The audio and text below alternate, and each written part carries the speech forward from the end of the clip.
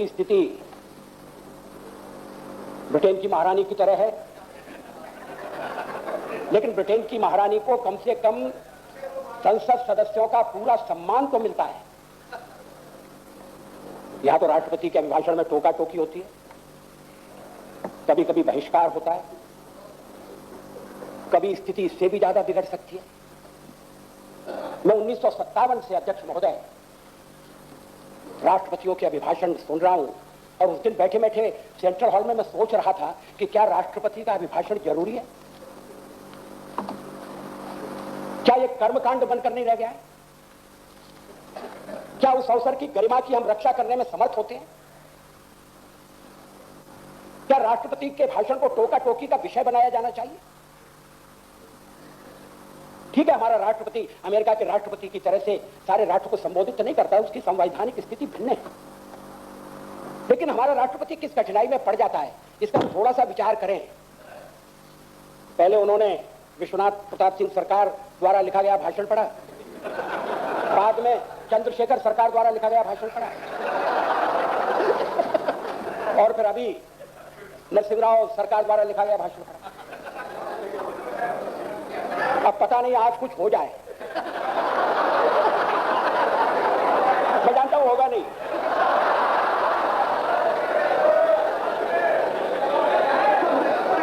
अब राष्ट्रपति को फिर एक नया भाषण पढ़ने के लिए तैयार करना, मैं समझता हूं कि इस पर विचार होना चाहिए। अध्यक्ष महोदय, प्रदेशों में तो स्थिति और भी खराब है।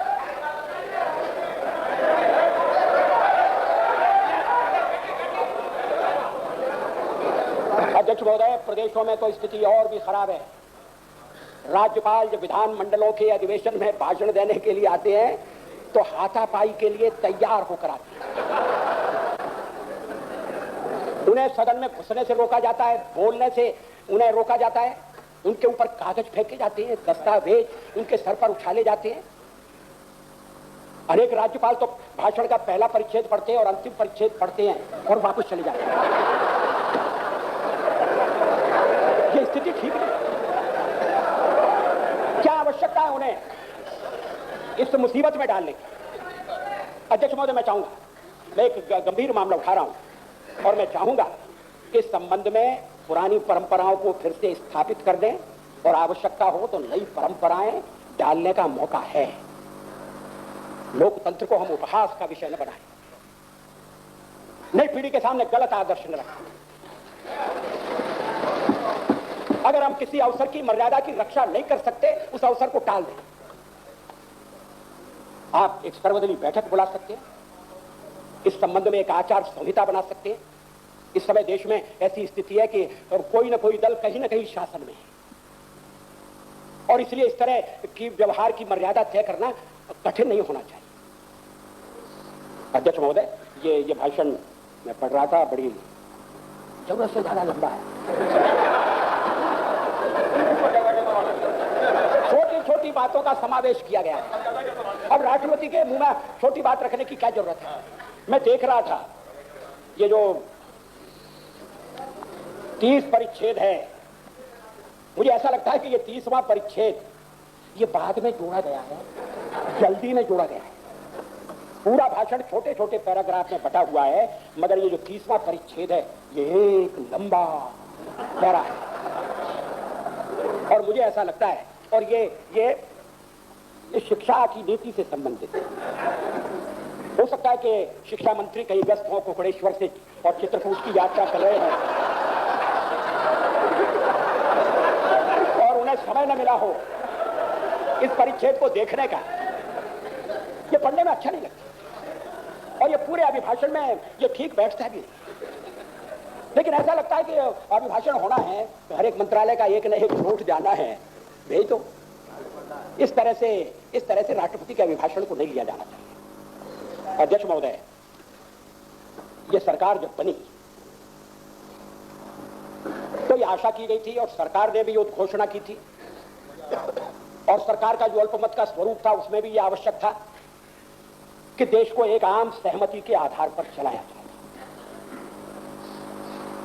अगर स्पष्ट बहुमत होता तो भी हम जिन संकटों में आज फंसे हैं, चाहे वे संकट देश की एकता और अखंडता के लिए हो, और चाहे वो आर्थिक संकट हों, जब तक उन संकटों से लड़ने के लिए एक समान मानसिकता, एक दृढ़ संकल्प पैदा नहीं किया जाएगा, उन संकटों पर पार पाना मुश्किल है। इसलिए हमें लगा कि सरकार अल्पमत में है, लेकिन सबको साथ लेकर चलेगी, एक सहमति का विकास करेगी। कुछ दिनों इसका प्रयत्न हुआ,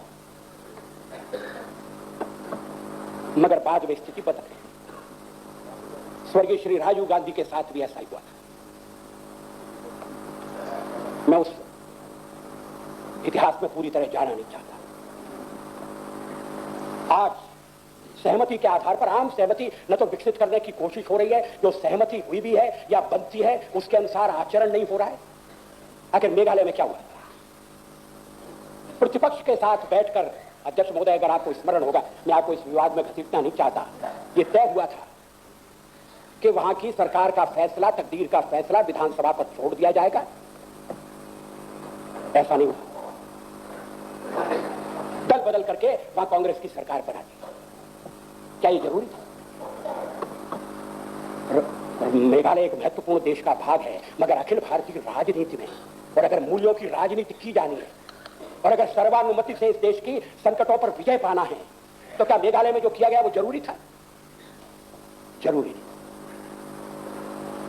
पंजाब के नए मित्र चुनकर आए, मैं उनका स्वागत करता हूं,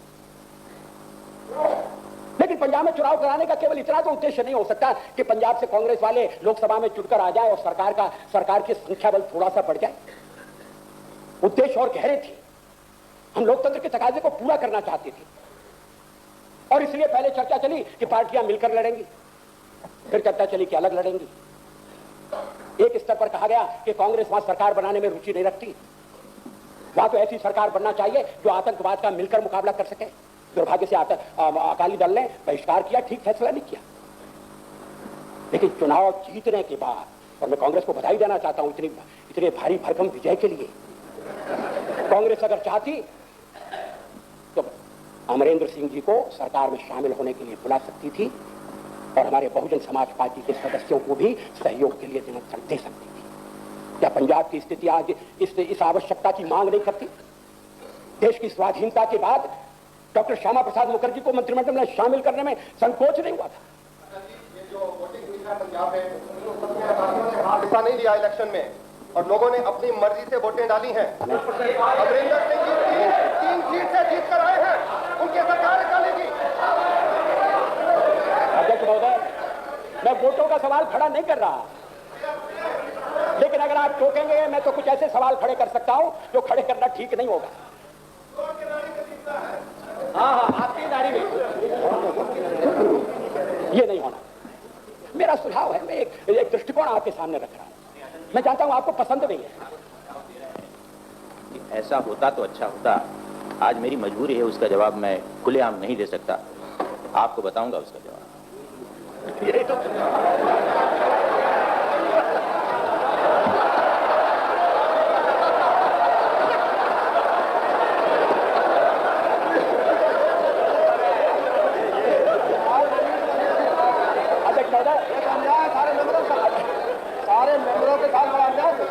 प्रधानमंत्री अपनी मजबूरी बताए,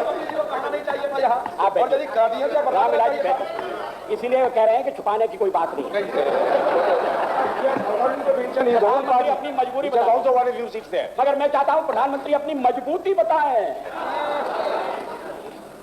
There is an amount of propriety in divulging certain matters, certain negotiations, certain talks which we hold with leaders of other parties.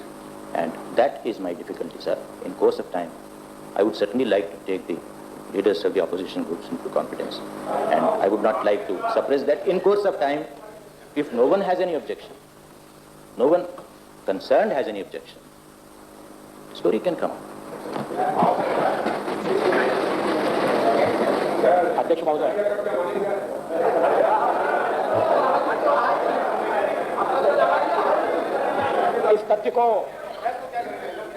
इस तथ्य को स्वीकार किया जाना चाहिए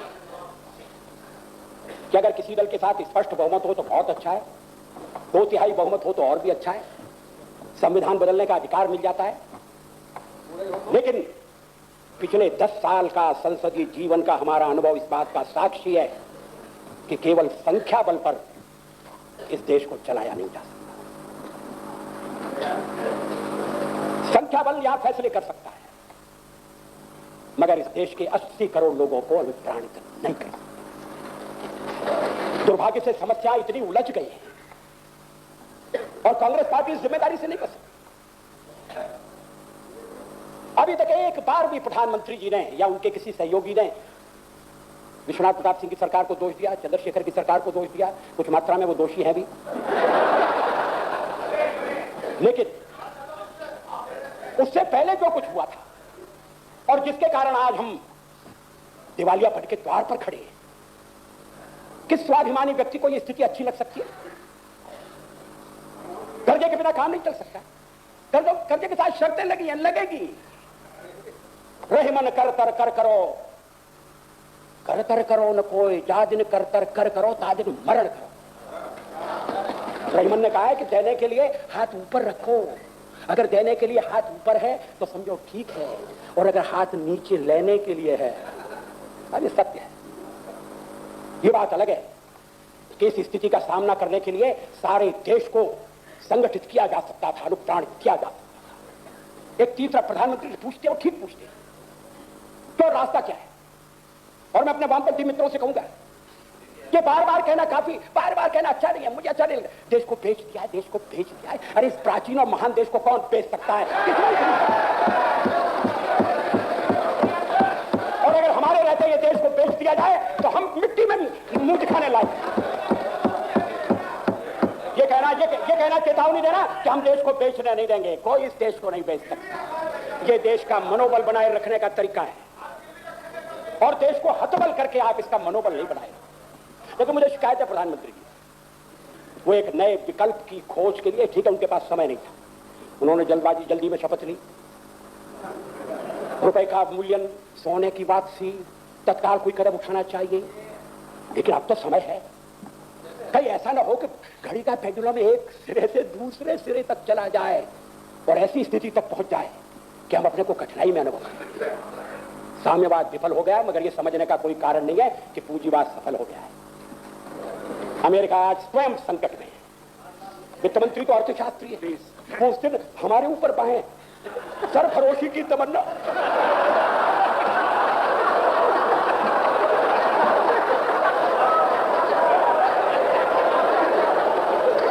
अरे आप हमसे लड़ेंगे? लड़ना है संकट से और लड़ना इस तरीके से कि देश का स्वाभिमान, देश की सर्वप्रभुता भी रहे और विकसित विकासशील देशों के सामने भारत एक नया रास्ता दिखा सके। लेकिन अगर हम खुद रास्ता भूल गए या भटक गए तो नहीं।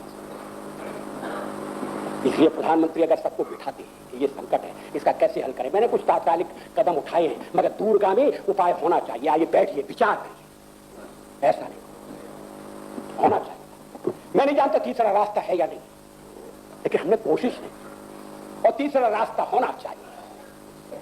जो विदेशी कंपनियां यहां आना चाहती हैं वो मुनाफे के लिए आना चाहती है, किसी को इस भ्रम में नहीं रहना चाहिए कि वो हमारा उद्धार करने के लिए आना चाहिए। हम किसको आने दें, किस सीमा तक आने दें, किस क्षेत्र में आने दें, ये हमारे ऊपर निर्भर करता है, हमारे विवेक पर निर्भर करता है।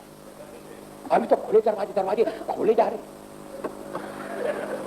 कोई भी विश्व बैंक का अधिकारी आता है, वित्त मंत्री से मिल सकता है, दरवाजे खुले हुए, आ जाओ। और अगर दरवाजा बंद है तो खिड़की में से भी घुसने की इजाजत है। ऐसा पहले नहीं होता था। पहले अगर विश्व बैंक के, IMF के अधिकारी आते थे तो हमारे किसी सचिव से, सचिवालय में किसी अधिकारी से मिलते थे, लेकिन अब संबंध बड़े घनिष्ठ हो गए। ये घनिष्ठता हमें कहां ले जाएगी? देश को जो बुनियादी परिवर्तन किए गए हैं, और मैं मानता हूं कि कुछ परिवर्तन आवश्यक थे, हमने सरकार की अनावश्यक नियंत्रण हटाने की नीति का समर्थन किया है। हमने नौकरशाही द्वारा जो अवरोध खड़े किए जाते हैं उनको हटाने का समर्थन किया है। प्रगति के लिए प्रतियोगिता जरूरी है। ये यूरोप के कम्युनिस्ट देशों से स्पष्ट हो गया है, लेकिन प्रतियोगिता में मोनोपोली भी बन सकती है। और अगर राज्य की मोनोपोली गलत है तो व्यक्तियों की मोनोपोली भी हमारे लिए कठिनाई पैदा करेगी। ये हमें समझना चाहिए। आज छोटे उद्योग समझ नहीं पा रहे उन्हें कहां जाना है। जोर दिया जा रहा है ऐसी नीतियां अपनाने पर जिसमें छोटे किसान का क्या होगा, उसके मन में भविष्य के बारे में आशंका पैदा हो। सरकारी कारखाने घाटे में चल रहे हैं। भारतीय जनता पार्टी ने पहले चेतावनी दी थी कि पब्लिक सेक्टर में सिद्धांत तक कोई बुराई नहीं है। एक पिछड़े हुए देश में स्टेट का इंटरवेंशन होना चाहिए, करना पड़ता है, वो जरूरी है, लेकिन जहां जरूरी है वही होना चाहिए और उसको सफल बनाने के लिए पूरा प्रबंध होना चाहिए। हमने पब्लिक सेक्टर के कारखाने खोल दिए मगर प्रोफेशनल मैनेजमेंट की तैयारी नहीं की, हमने मैनेजरियल क्लास डेवलप नहीं किया, हमने आईएएस अधिकारियों के भरोसे छोड़ दिया। वो आईएएस अधिकारी किस तरह से काम कर रहे हैं इसे हमें निकट से देखने का मौका मिला है। उत्तर प्रदेश में, मध्य प्रदेश में, राजस्थान, कारखाना चलाने में उनका स्टेक क्या है। अगर कारखाना घाटे में चलता है, बीमार हो जाता है, अस्पताल में भर्ती हो जाता है, वो दूसरे कारखाने के मैनेजिंग डायरेक्टर होकर चले जाते हैं, उनकी नौकरी सुरक्षित है। ये कब तक चलेगा? और कारखाने लेने के नाम पर भी भ्रष्टाचार हुआ और अब कारखाने प्राइवेट देने के नाम पर भी, प्राइवेट हाथों में देने के नाम पर भी भ्रष्टाचार हुआ है। उत्तर प्रदेश में एक कारखाना ले लिया गया था, सीमेंट बनाता था, कहा गया कि चल नहीं सकता, पुरानी सरकार ने ले लिया, मजदूरों ने आंदोलन किया, मजदूरों ने कहा हम कारखाना चलाने को तैयार है, मामला अदालत में गया, अदालत ने कारखाना लेने का फैसला सरकार का रद्द कर दिया। अब वो कारखाना चल रहा है, अच्छा चल रहा है और मजदूरों के सहयोग से चल रहा है, उसे प्राइवेट हाथों में देने की कोई जरूरत नहीं। क्या इस तरह से हर कारखाने का विवेक और विचार करने के लिए शासन तैयार है? मैंने पिछले बार बजट में भाषण करते हुए पश्चिम बंगाल की एक जूट फैक्ट्री का उदाहरण दिया। मजदूर 7-8 करोड़ रुपया देने को तैयार है, जो उनकी जमा पूंजी है। वो कहते हैं कि आप चलाइए, कुछ अपनी मदद दीजिए। अब जहां कारखाना बिना बंद किए कोई रास्ता नहीं है, वहां भी मजदूरों का सहयोग लेना चाहिए, उनके लिए वैकल्पिक रोजगार की व्यवस्था होना चाहिए। एग्जिट पॉलिसी ठीक है मगर यहां कोई सोशल सिक्योरिटी की सिस्टम नहीं है। मजदूरी से निकलते ही आदमी सड़क पर चला जाएगा, भूखों मरेगा, उसका कहीं ना कहीं प्रबंध होना चाहिए। अब ये सब प्रश्न ऐसे हैं जो मिलकर बैठकर तय होना चाहिए। ये प्रश्न राजनीति के प्रश्न नहीं हो रहे। अभी तत्काल तो चुनाव भी नहीं होने वाले, मगर कांग्रेस से मुझे शिकायत, क्या अपनी संख्या बढ़ाने के लिए शिवसेना को तोड़ना जरूरी था? काय शरदराव तुम्ही सांगा, काय सांगायचं?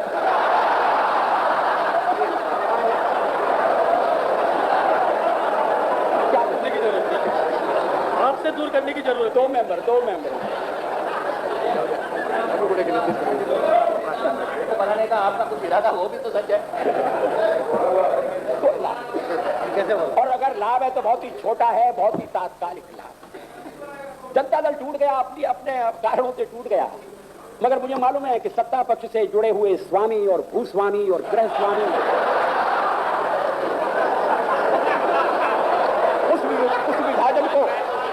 उस विभाजन को बढ़ाने में अपनी भूमिका खेलने में लगे हुए। आपका बहुमत हो जाए अच्छी बात, मगर याद रखिए केवल बहुमत समस्याओं का समाधान नहीं कर सकता। देश आज जिस नाजुक मोड़ पर खड़ा है, बाहर का संकट, भीतर विघटन, आर्थिक क्षेत्र में नई नीतियां अपनाने का आपका संकल्प, मगर उस संकल्प के पीछे इच्छा शक्ति नहीं, जनबल नहीं। देश एक सॉफ्ट स्टेट जिसे कहते बढ़ गया है, कौन त्याग करेगा, कौन कुर्बानी करेगा? टेलीविजन के कारण एक उपभोक्ता संस्कृति पैदा हो रही है और जिसे हम मध्यम वर्ग कहते हैं, वो मध्यम वर्ग उस संस्कृति के पीछे दौड़ रहा है। अगर उसके सामने कठिनाई का जीवन रखने का कोई निश्चय है तो आदर्श रखना पड़ेगा। सारे देश में उस तरह के जीवन मूल्यों के प्रति निष्ठा पैदा करना पड़ेगा। ये हम नहीं कर रहे, इसका मुझे दुख है। इस दुख को हम प्रकट करना चाहते हैं। दंगल प्रस्ताव हमें स्वीकार नहीं है, वर्तमान स्वरूप में दंगल प्रस्ताव स्वीकार किए भी नहीं जा सकते और सरकार स्पष्ट करे कि समझौते के बाद दंगल प्रस्ताव में संशोधन की, परिवर्तन की गुंजाइश है या नहीं है, और अगर प्रस्ताव अपरिवर्तनीय है उन्हें स्वीकार कर दिया जाना चाहिए। लेकिन अगर गुंजाइश है तो बात करिए। पश्चिमी देशों की भी अपनी समस्याएं हैं। जापान सब्सिडी, अमेरिका में सब्सिडी चल रही है, जापान की अपनी कठिनाइयां, यूरोप के देश अपने अपने किसानों से जूझ रहे, अपने अपने किसानों की समस्याओं से निपटना चाहते, उभरना चाहते हैं। हमारे मन में एक कॉम्प्लेक्स भी है, इसका नेतृत्व को समझना चाहिए। हम इतने दिनों तक गुलाम रहे और आज इंटरडिपेंडेंस का युग है सचमुच में। इंडिपेंडेंस और इंडिपेंडेंस के बाद इंटरडिपेंडेंस, उसमें हमारे हितों की रक्षा हो, यह प्रबंध करना बहुत जरूरी है। लेकिन अगर यह बात कह दी जाएगी कि देश को बेचा जा रहा है, लोग बिगड़ जाएंगे। अब बेचा जा रहा है कि नहीं बेचा जा रहा है, कि सचमुच में कौन बेच रहा है, इसमें गहराई से जाने के बजाय अगर देश में एक भावोन्माद पैदा करना हो तो देश को बेचा जा रहा है, देश को बेचा जा रहा है, ये किया जा सकता है, ये सरल है। मगर ये महंगी चीज है, मैं इसके खिलाफ चेतावनी देना चाहता। अगर देश को सचमुच में बेचा जा रहा है तो फिर ये सरकार, ये संसद और ये सारा ढांचा आज कोई मतलब नहीं रखता है। वो सर्वोपरि सवाल है, सर्वप्रथम सवाल है। लेकिन मैं ऐसा मानने के लिए तैयार नहीं हूं कि जिनके हाथों में शासन की बागडोर है वो देश को बेच रहे हैं। मैं नहीं ऐसा और मैं मानता हूं कि देश के जीवन में ऐसा दुर्भाग्यपूर्ण क्षण कभी नहीं आएगा कि लोकतंत्र के मार्ग से ऐसी सरकार चुनकर आएगी जो देश को बेच दे। ऐसा नहीं होगा। आखिर में तो जनता के पास जाने का दरवाजा खुला हुआ है और जो बेचेंगे उनको जनता कटघरे में खड़ा करेगी। लेकिन मैं कहना चाहता हूं ये भावनाओं का सवाल नहीं, कोई मिलकर रास्ता निकालिए, कोई तीसरा विकल्प। पेंडुलम दूसरी तरफ पूरी तरह मत घूमने दीजिए। कहीं ना कहीं संतुलन चाहिए और कहीं ना कहीं नीतियों में सामंजस्य चाहिए। प्रधानमंत्री सर्वानुमति की और आम सहमति की राजनीति करना चाहते हैं, लेकिन शायद उनकी पार्टी उन्हें नहीं करने देती। अब पार्टी से, अब तो वो पार्टी के अध्यक्ष हो गए, पार्टी को समझाएं। और ये सत्ता का खेल, ये सत्ता का खेल एक बार देश के भाग्य के साथ खिलवाड़। मैं साक्षी रहा हूं,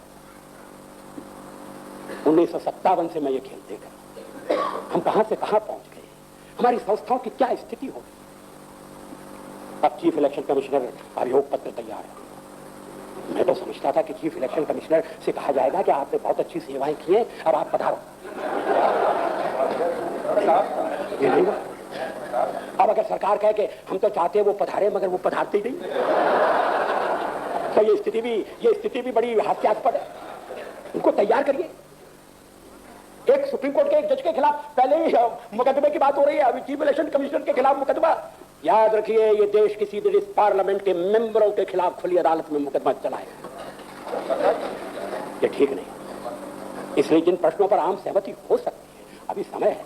आज का वोट तो हो जाएगा। मुझे पता लगा है कि आपने पूरा इंतजाम कर लिया है।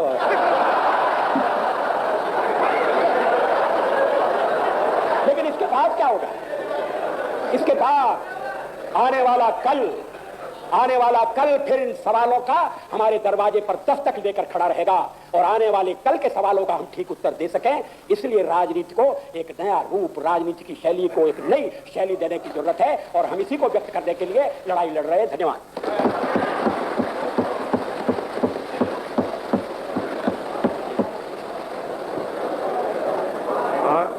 वाजपेयी जी, आपका धन्यवाद। आपने जो अध्यक्षीय अभिभाषण के व्यवधान के संबंध में जो सुझाव दिए हैं उस पर अमल बजाने करने की कोशिश की जाए।